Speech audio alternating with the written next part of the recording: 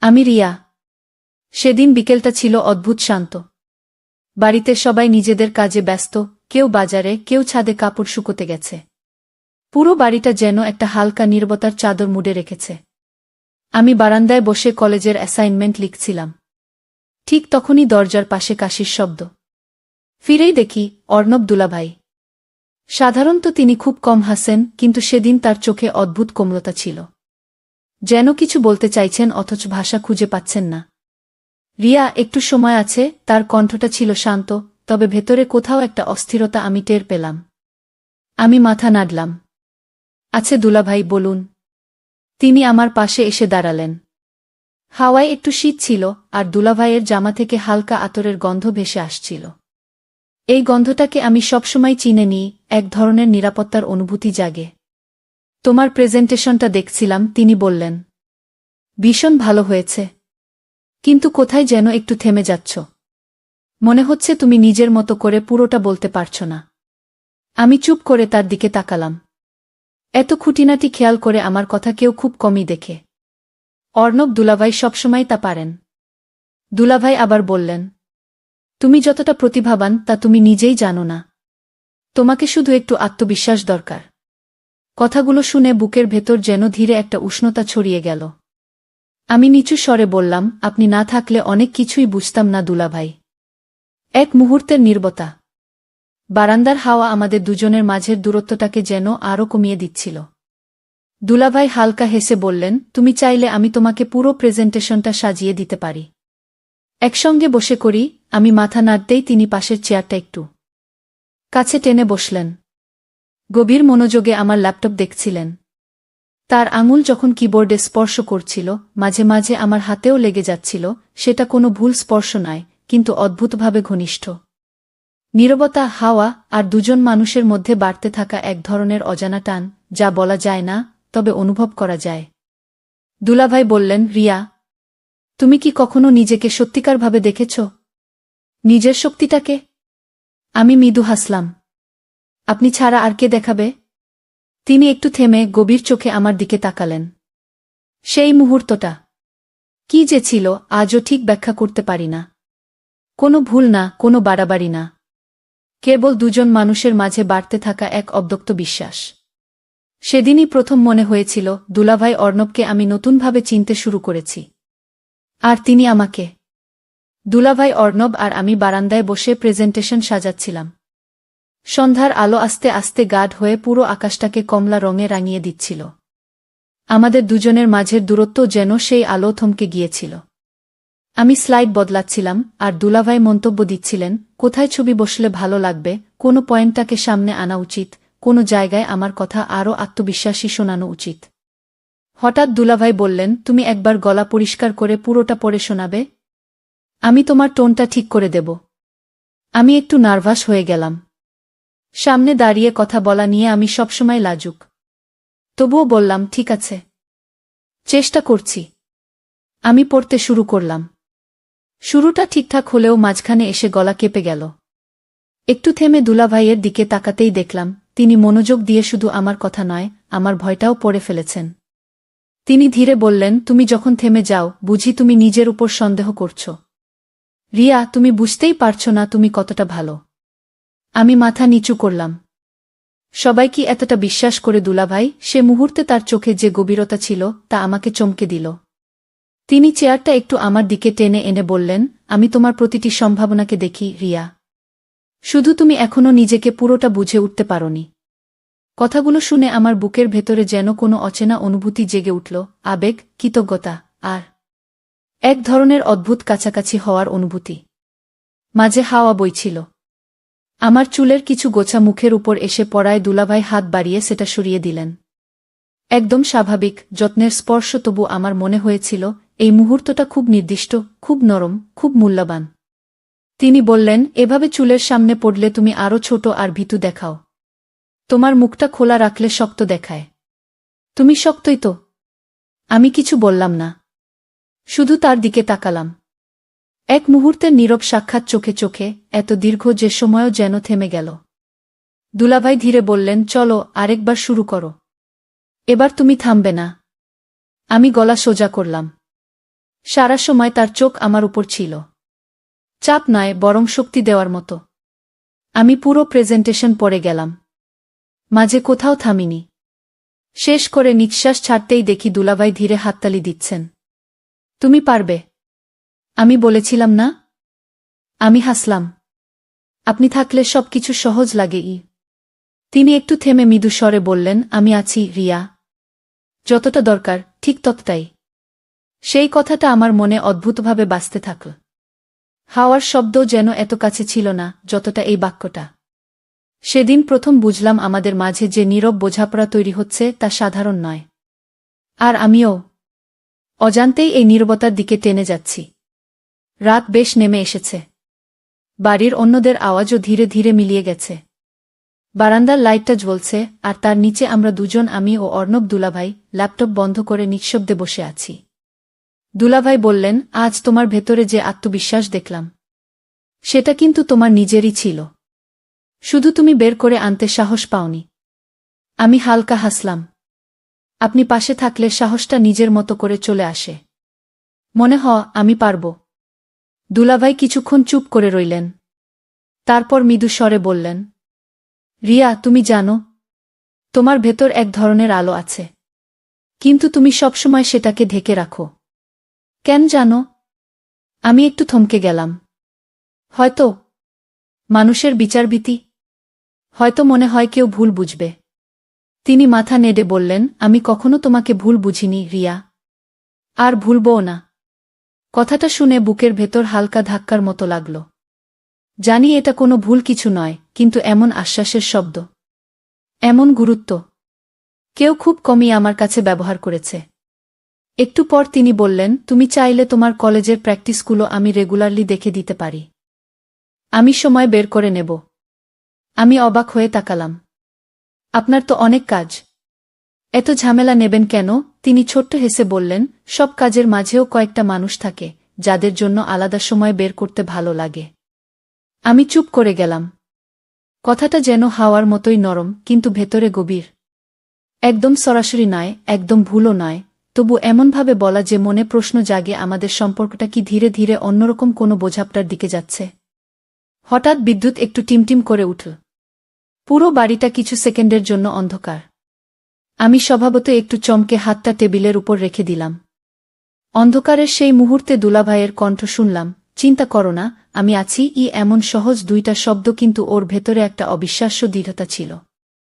বিদ্যুৎ ফিরে আসতেই দেখি দুলাভাই আমার দিকে তাকিয়ে আছেন। নরম, শান্ত, কিন্তু এক ধরনের গভীরতা নিয়ে। আমি লজ্জা পেয়ে সরে আসলাম। আমি ঠিক আছি দুলাভাই। ভয় পেয়েছিলাম শুধু। তিনি ধীরে মাথা নাড়লেন। তুমি ভয় পেলে এতটা স্পষ্ট বোঝা যায় রিয়া। তুমি নিজেকে খুব ভিতরে রাখো, অথচ তোমার চোখ সব বলে দেয়। এই কথাটা আমাকে আরও কিছুক্ষণ নিঃশব্দ করে দিল। বাতাসে যেন আমাদের দুজনের নিঃশ্বাসই ভাসছিল। নীরব, গভীর, নির্দোষ, তবুও অনুভূতিতে অদ্ভুতভাবে স্পর্শকাতর। সেদিন রাতে বুঝলাম, দুলাভাই শুধু আমার পড়াশোনার গাইড নন, তিনি সেই মানুষ যিনি আমার অদৃশ্য ভয়, স্বপ্ন, দুর্বলতা সব পড়ে ফেলতে পারেন। আর এই বোঝাপড়া আমাদের দুজনকেই যেন ধীরে ধীরে বদলে দিচ্ছিল।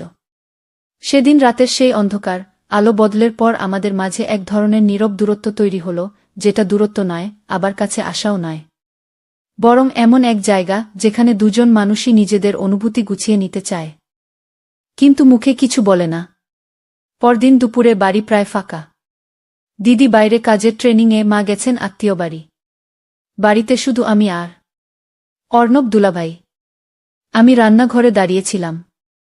লাইট দিয়ে পড়া রোদের টুকরো সিঙ্কের উপর ঝিলমিল করছিল। দুলাভাই হঠাৎ পেছন থেকে বলে উঠলেন, রিয়া, তুমি দুপুরে কিছু খেয়েছ? আমি ঘুরে তাকালাম। তিনি দরজার পাশে হেলান দিয়ে দাঁড়িয়ে আছেন। কাজের শার্টের হাতা গুটানো, চুল কিছুটা এলোমেলো, অস্বাভাবিকভাবে স্বাভাবিক দেখাচ্ছিল তাকে। না, ভাবছিলাম নুডলস করে নেব, আমি বললাম। চলো, আমি করে দিচ্ছি। তিনি হেসে এগিয়ে এলেন। আপনি? নুডলস? আমি হেসে ফেললাম। হ্যাঁ, কি মনে করো আমি কিছু পারি না? আমি মজা করে বললাম, আপনি তো সিরিয়াস মানুষ, আপনাকে রান্নাঘরে ভাবতেই পারি না। তিনি নুডলস নিতে নিতে বললেন, যখন কোনো মানুষকে আপনি অন্যভাবে চিনতে শুরু করেন তখন অনেক কিছু নতুন মনে হয়, তাই না? কথাটা শুনে আমি মুহূর্তের জন্য থেমে গেলাম। এটা কি শুধু সাধারণ মন্তব্য, নাকি একটু ইঙ্গিত? আমি বললাম, হয়তো। কিছু মানুষকে আমরা প্রথমে পুরোটা দেখি না। তিনি চুলা জ্বালতে জ্বালতে বললেন, আর কিছু মানুষকে আমরা যত দেখি আরও জানার ইচ্ছে বাড়ে। চুলার নীল আগুনের আলো তার মুখে পড়ে যেন একটা আলাদা নরম ছায়া তৈরি করছিল। আমি কিছু বললাম না। হৃদস্পন্দন একটু বেড়ে গেল।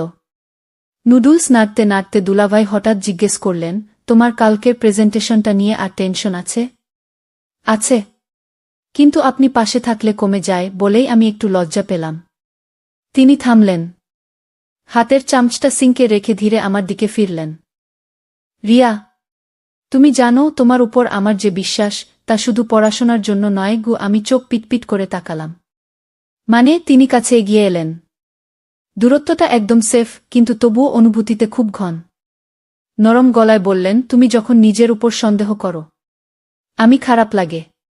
কারণ আমি দেখি তুমি কতটা শক্ত, আর তুমি নিজেই সেটা বুঝতে পারো না গি। আমি দৃষ্টি সরিয়ে অন্যদিকে তাকালাম। কারণ তার চোখে যা ছিল সেটা এড়ানো কঠিন।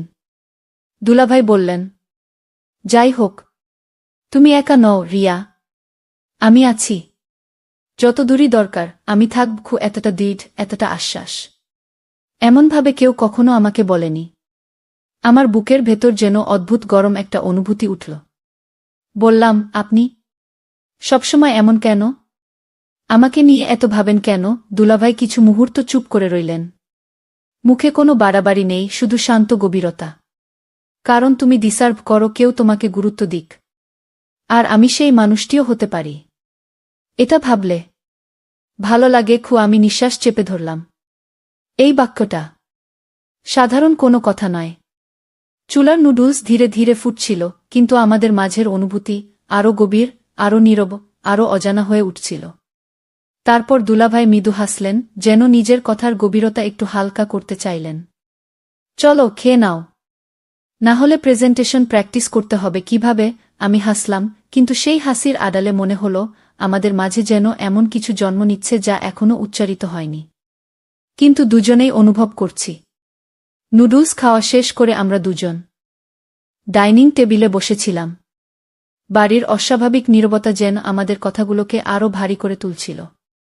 আমি চামচ ঘোরাচ্ছিলাম, আর দুলাভাই চুপচাপ আমার দিকে তাকিয়েছিলেন, ওই চেনা কিন্তু আজকাল অদ্ভুতভাবে গভীর দৃষ্টিতে।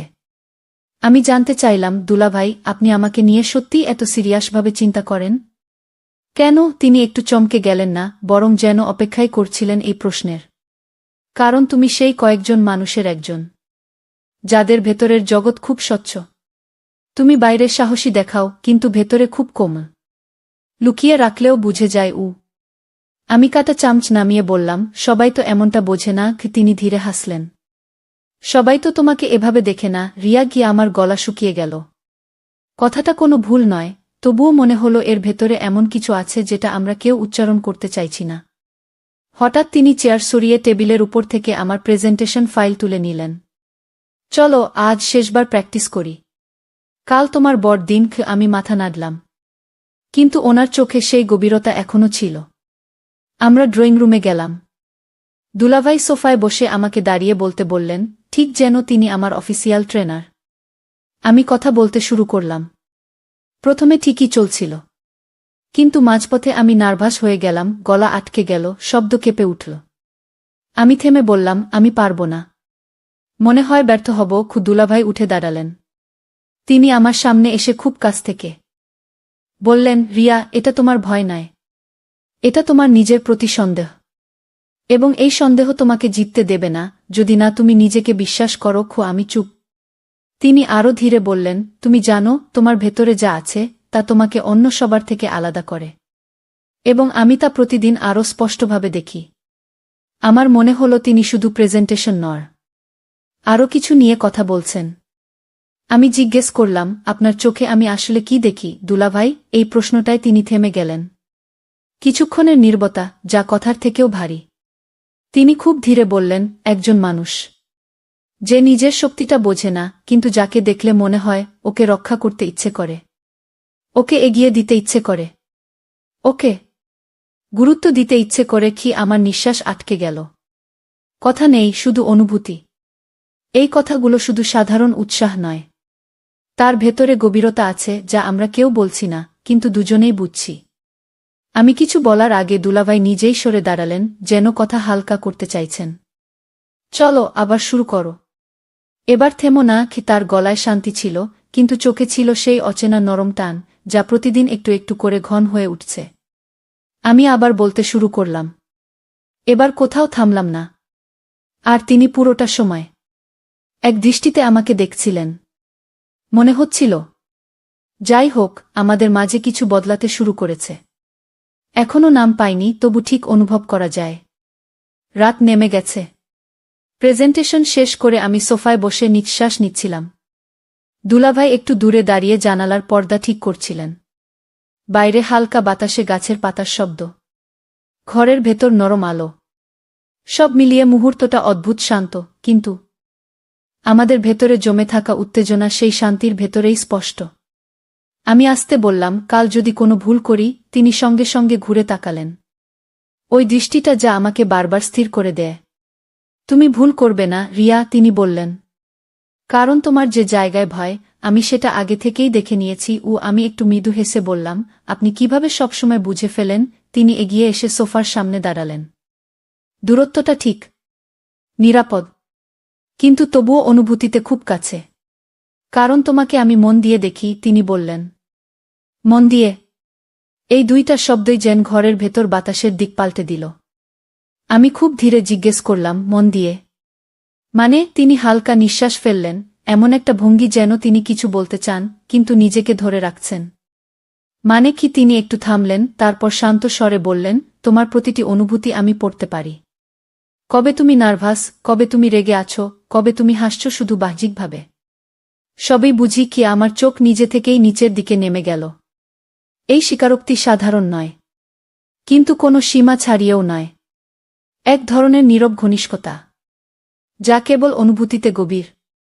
কিছুক্ষণ পরে দুলাভাই বললেন, একটা কথা বলবো? আমি মুখ তুললাম। বলেন। তিনি খুব নরম স্বরে বললেন, তুমি যখন নিজের উপর বিশ্বাস রাখো, তখন তোমাকে দেখে মনে হয় তুমি আলাদা। আর যে মানুষ আলাদা, তাকে সাহায্য করতে, তার পাশে দাঁড়াতে আলাদা অনুভূতি হয়। কি আলাদা অনুভূতি? আমি পুনরাবৃত্তি করলাম। তিনি চোখ সরিয়ে নিলেন, যেন নিজের ভাষাটা বেছে নিতে চাইছেন। মানে? যত্ন, তিনি বললেন। একটা দায়বদ্ধতার মতো অনুভূতি। মনে হয় তোমাকে এগিয়ে দিতে হবে, তোমাকে সাহস দিতে হবে। তুমি যেন কোনোদিন হার না মানো। আমি চুপ করে তার চোখের দিকে তাকিয়ে রইলাম। বাইরে হাওয়া আরো জোরে বইছিল, ঘরের ভেতর নীরবতা আরো গভীর হচ্ছিল। আমি ধীরে বললাম, আপনি সবসময় এতটা ভাবেন আমার জন্য? দুলাভাই এবার আমার দিকে তাকালেন। গভীর, একদম স্থির দৃষ্টি। হ্যাঁ রিয়া, তোমাকে নিয়ে ভাবি। এটা অস্বীকারও করি না। মুহূর্তটা নীরব, গভীর, কিন্তু সুরক্ষিত। কোনো বাড়াবাড়ি নয়, শুধুই এমন একটি অনুভূতি যা দুজনেই বুঝি, কিন্তু কেউ উচ্চারণ করি না। তিনি বললেন, এখন বিশ্রাম নাও। কাল তোমার দিন। আর মনে রাখো, যাই হোক, আমি পাশে থাকব।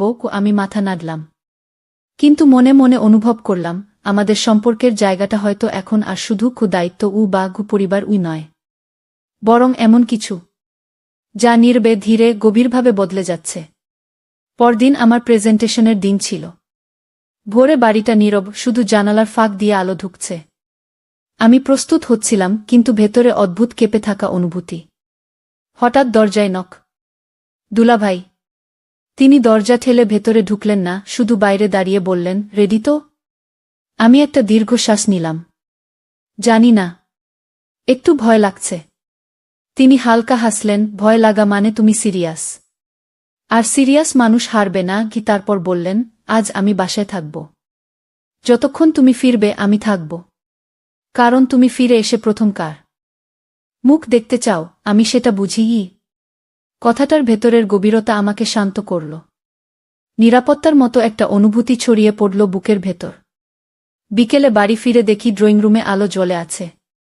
দুলাভাই সোফায় বসে অপেক্ষা করছেন, একদম শান্ত, যেন জানতেন আমি এখনই আসব। আমি ঢুকতেই তিনি উঠে দাঁড়ালেন। কেমন হলো? আমার চোখ ভিজে উঠল আনন্দের স্বস্তিতে। খুব ভালো হয়েছে। আমি পারলাম। আপনার কারণে তিনি মাথা নাড়লেন। আমার কারণে না, রিয়া। তুমি পারছো কারণ তুমি নিজের ভেতরের শক্তিটা চিনতে শুরু করেছ। গুই আমার দিকে এগিয়ে এসে বললেন, আজ তোমাকে দেখে মনে হলো তুমি আর আগের মতো নও। তুমি বড় হয়েছ। সেই কথাটা শুনে গলার কাছে একটা গরম ঢেউ উঠে এলো। আমি বললাম, কেউ যদি এভাবে পাশে থাকে বড় হওয়া সহজ হয়। তিনি মৃদু হাসলেন, নরম, গভীর কিন্তু সুরক্ষিত অনুভূতি নিয়ে। আমি পাশে আছি, রিয়া।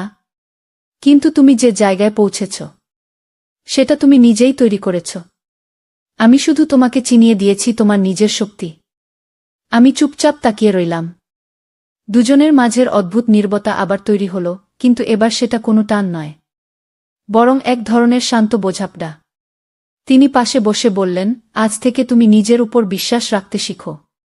আর মনে রেখো, যখনই তোমার সাহস কমে যাবে তুমি জানো কার কাছে আসতে হবে। আমি হালকা মাথা নাড়লাম।